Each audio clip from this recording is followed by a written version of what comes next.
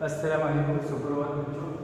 कक्षा 10 से पाठ तीसरा ततारा वामिरो कथा। पहले भाग में मैंने आपको समझाई आदि स्टोरी, दूसरे भाग में आगे की कहानी समझाता हूँ। पहले शुरुआत से कह दूँ कि ततारा वामिरो कथा एक प्रेम कथा है।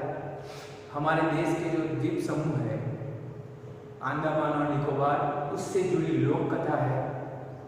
लोक कथा के अनुसार ऐसा है कि ये जो ततारा है नायक है, वामिरो है वो नायिका है।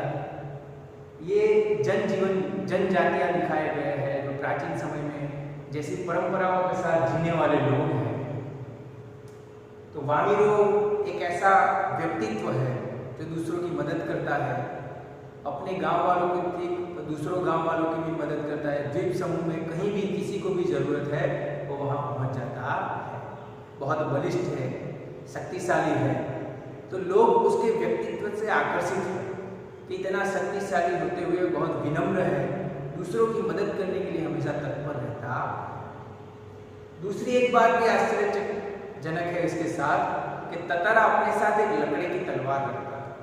इसका वो उपयोग नहीं करता था, पर वो हमेशा अपने साथ वो लकड़ी की तलवार रखता था। अब लोग ये मानने लगे थे कि ततारा के अंदर कोई अलौकिक शक्ति है, जो देवी शक्ति है, वो उस तलवार की वजह से, उस तलवार की वजह से ततारा बहुत शक्तिशाली है, इतना उदार है, इतना प्रेममय व्यक्तित्व है। ऐसे ही ततारा एक दिन दरिया किनारे घूमते घूमते पहुंचता है। वहां अचानक उसके कानों में एक मधुर गीत सुनाई देता है। वो उस दिशा में चल पड़ता है तो देखता है कि एक युवती दरिए पानी की तरफ मुंह करके गाना गा रही है। वो निशब्द उसे सुनता रहता है, एकटक देखता रहता है। अचानक से लहर आती है, उस युवती को भिगो जाती है और उसका गीत रुक जाता है।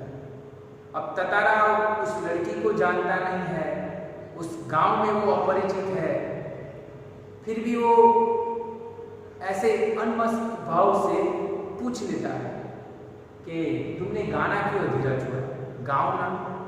युवती अचानक घबरा जाती है, पीछे मुड़ के देखती है, एक अपरिचित युवक उसके सामने खड़ा है। उसे लगता है उसके गांव का भी नहीं। और इन जनजातियों में ऐसा रिवाज था कि एक गांव की लड़की दूसरे गांव की लड़की से बात कर सकती नहीं है। तो पहले पूछते कि तुम कौन हो, मेरे गांव के तो लगते नहीं हो, तुम्हारा परिचय दो। फिर भी ततारा उसी गीत के सम्मोहन में एक ही बात दोहराता रहता है कि तुमने गीत अधूरा क्यों छोड़ा, गीत गाओ ना, तुम्हारा कंठ बहुत मधुर है। ऐसा सुरीला गीत मैंने आज तक सुना नहीं। वामिरो गुस्से हो जाती है कि जिस युवक को मैं जानती नहीं, वो मेरे गांव से नहीं है, मैं उसका परिचय कुछ नहीं हूँ, वो अपना परिचय नहीं देते हुए एक ही गीत पर अड़ा है कि गीत गाओ गीत गाओ। तो वामिरो से याद दिलाते कि हमारी परंपरा है कि तुम जानते हो ना कि हमारे गांव का ना हो, ऐसे किसी भी युवक से मुझे बात नहीं करनी चाहिए या उसके प्रश्न के उत्तर देने के लिए वो बाध्य नहीं। अचानक ततारा को ध्यान आता है कि वो गलत कर रहा है, तो स्वीकार करता है कि मैंने जीवन में इतना मधुर गीत आज तक कभी सुना नहीं है। ऐसी परिस्थिति भी मेरे जीवन में कभी घटित नहीं हुई है। मैं पहली बार ऐसे विविध भाव से तुम्हें देख रहा हूँ, तुम्हें सुन रहा हूँ, ये मेरे जीवन की पहली घटना है। जब वो बोल रहा है तो वामिरो को लगता है कि जो ये ततारा है वो भले अपरिचित है, पर उसकी आंखों में, उसकी बातों में सच्चाई है। तो ततारा उस युवती वामिरो को कहता है कि तुम्हारा नाम? तो वामिरो कहती है वामिरो। तो ये वामिरो नाम गूंजता है उसके कानों में। तो ततारा पूछता है कि तुम कल फिर आओगे यहाँ? वामिरो के कल नहीं, पर कभी भी नहीं। वो दौड़ जाती है गांव की तरफ। ततारा उसे आवाज लगाता है कि मैं यहीं पत्थर पर तुम्हारी राह देखूंगा। यहाँ तक पिछले भाग में हमने देखा है। अब आगे के भाग में देखते हैं।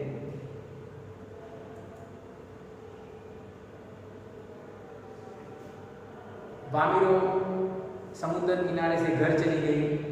वामिरो घर पहुंचकर भीतर ही भीतर कुछ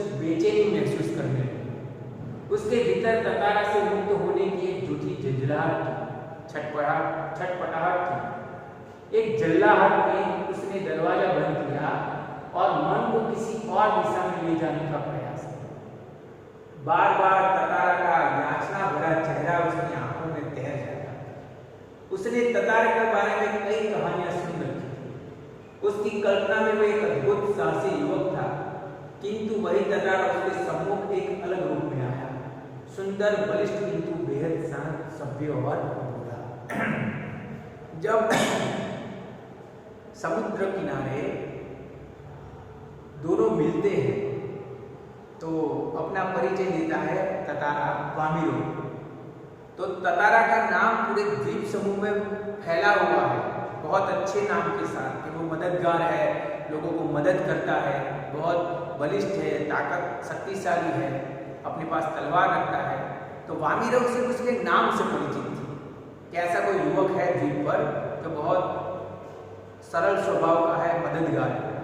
उसने देखा ततारा को तो उसे लगा कि जैसा उसने सुना था वैसा तो नहीं है, पर बलिष्ठ है, शक्तिशाली है, पर वो शांत है, सभ्य है, सभ्यता से बर्ताव करता है और भोला है।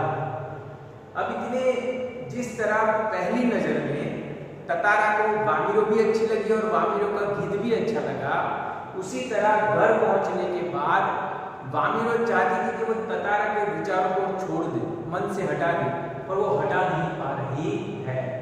वो ततारा के विचारों से मुक्त होने के लिए छटपटा रही है, पर उसके अंदर जल्लाहट है। कौन सी?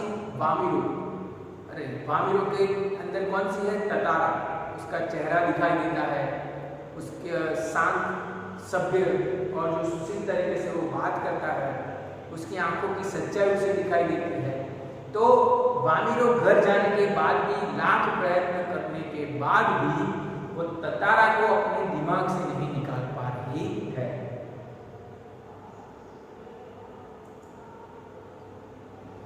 किसी तरह रात बीती, दोनों के हृदय व्यथित थे।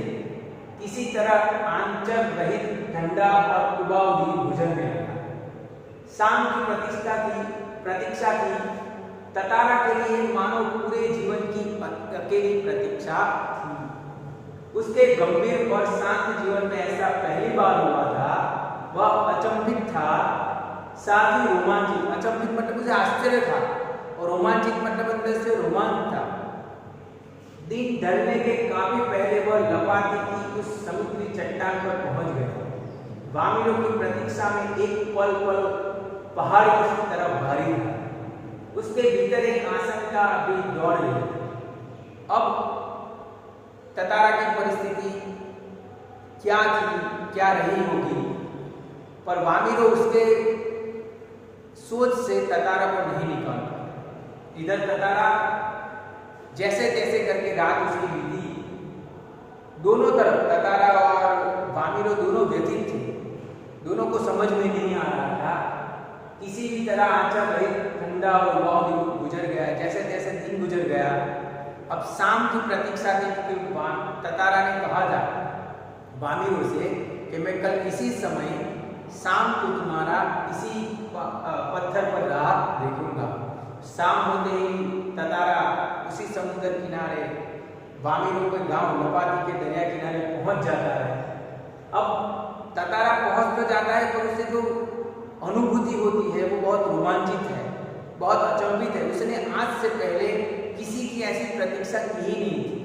उसने आज से पहले जो अभी वो महसूस कर रहा है, वो कभी वो प्रेम की अनुभूति की ही नहीं थी। तो वो प्रतीक्षा कर रहा है, वो पल पल पहाड़ की तरफ भारी था। मतलब वो राह देख रहा है कि ततारा आएगी, अरे वामिरो आएगी या नहीं आएगी। उसके भीतर एक आशंका भी दौड़ रही थी। कैसी आशंका? कि शायद वामिरो ना। उसके अंदर एक आशंका थी। कैसी आशंका थी? अगर वामिरो न आई तो वह कुछ निर्णय नहीं ले पा रहा था, सिर्फ प्रतीक्षा रखता। बस आसपास एक किरण थी जो समुद्र की देह पर डूबती किरणों की तरह कभी भी डूब सकती थी।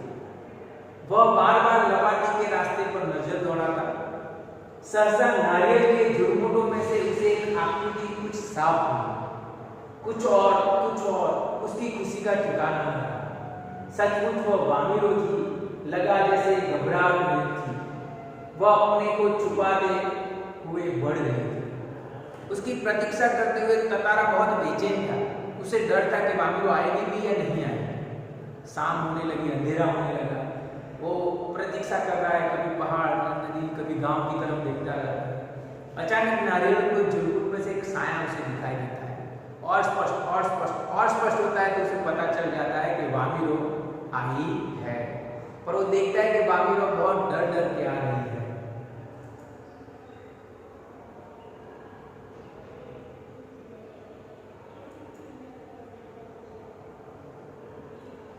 अब वामिरो डर के आ रही है, ऐसा क्यों कहा गया है?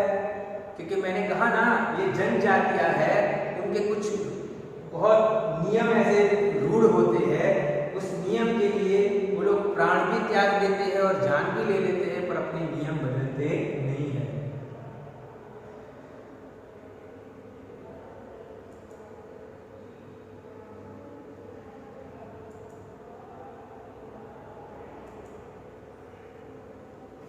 आगे बीच में इधर उधर दृष्टि दौड़ाना न भूली। फिर तेज कदमों से चलती हुई ततारा के सामने आकर ठिठक गई। दोनों शब्दहीन थे। कुछ था जो दोनों के भीतर बह रहा था। एक टक निहारते हुए वे जाने कब तक खड़े रहे। सूरज समुद्र की लहरों में कहीं खो गया था। अंधेरा बढ़ रहा था। अचानक वामिरो को सचेत हुई और घर की तरफ दौड़ पड़ी। ततारा अब भी वहीं खड़ा था, निश्चल और निशब्द। निश्चल मतलब जिसके अंदर कोई चेतना ना हो। शब्दहीन मतलब कि कोई उसकी आवाज नहीं मिलती।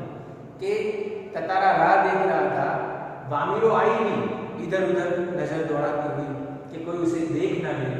वो ततारा के सामने आकर ठिठक गई। दोनों एक दूसरे के सामने हैं, पर दोनों एक दूसरे से कोई बात नहीं कर सकते, नहीं पूछ सकते। कि दोनों शब्दहीन हो गए हैं। कुछ था दोनों के भीतर जो चल रहा था, पर शब्द के रूप में बाहर नहीं आ रहा था। एक टक एक दूसरे को निहारते कब से खड़े रहे। समुद्र की लहरों में कहीं खो गए। अंधेरा बढ़ गया। अचानक वामिरो को हुआ कि बहुत देर हो गई और वो गांव की तरफ दौड़ पड़ी। पर वो आई और चली भी गई, पर ना ततारा ने वामिरो से कुछ कहा, न वामिरो ने ततारा से कुछ कहा। इस भाग में यहीं तक। तीसरे भाग में हम पाठ की कहानी समाप्त करेंगे। धन्यवाद।